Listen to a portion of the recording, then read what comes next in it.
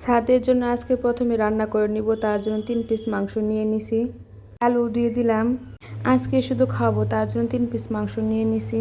পেঁয়াজ কুচি, রসুন বাটা, আদা, জিরা এইগুলো দিয়ে দিব। দারচিনি, এলাচ, তেজপাতা দিয়ে দিব। সব কিছুই অল্প পরিমাণে দিয়ে দিব। এখানে আমি হলুদের গুঁড়া, ধনিয়ার গুঁড়া, জিরার গুঁড়া এগুলো ব্যবহার করব। তো শুধু স্বাদই খাবে তার জন্য আমি মরিচ ব্যবহার করব না। একটা মাত্র কাঁচা মরিচ দিব যাতে গ্রানটা হয়। তারপর আমি তেল দিয়ে ভালো করে মাখিয়ে বসিয়ে দিব। বড় সাইজের মুরগির বাচ্চা ছিল, তো তাই আমার মা আমার ভাইয়ের কাছে দিয়ে দিছে আমার ছেলের জন্য। 2 দিন বলছে আমি কি মাংস খাওয়াইছি কিনা, তাই ভাবলাম শুধু তার জন্য রান্না করে নেই, এত মজা করে খেতে পারে। এবার বলেন কার কার বাসায় এমন সদস্য আছে যার জন্য আলাদা করে রান্না করতে হয়? কমেন্টে অবশ্যই বলে যাবেন। আর আমার ভিডিওটি যদি আপনাদের কাছে ভালো লাগে অবশ্যই লাইক কমেন্টস করবেন, ফলো দিয়ে পাশে থাকবেন। যাই হোক, এখন আমি ঢাকনা দিয়ে বসিয়ে দিব। এভাবেই বেঁচে থাকুক পৃথিবীতে নানা নাতিদের ভালোবাসা। এই তো আমি এই পর্যায়ে নামিয়ে নিব।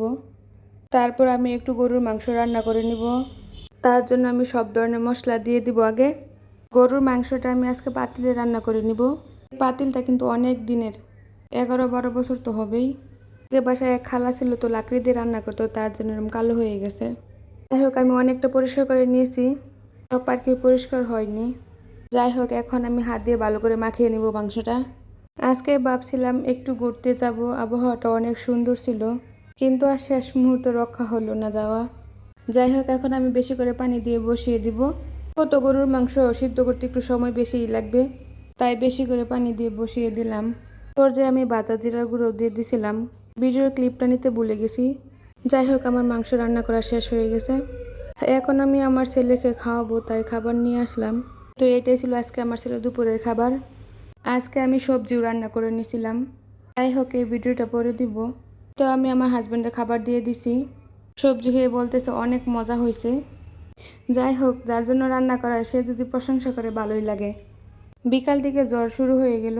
ভাবছিলাম আজকে একটু ঘুরতে যাব, বৃষ্টির জন্য আর যাওয়া হলো না। যাই হোক, বৃষ্টি হলে বৃষ্টির পর প্রকৃতিকে একটু বেশিই সুন্দর লাগে। যারা আমার ভিডিওটি দেখছেন তাদেরকে অসংখ্য ধন্যবাদ। সবাই ফলো দিয়ে পাশে থাকবেন। বৃষ্টি কার কার কাছে পছন্দ কমেন্টে বলে যাবেন। বৃষ্টি আমার কাছে একদমই পছন্দের না। যাই হোক, বৃষ্টি আল্লাহ তাআলার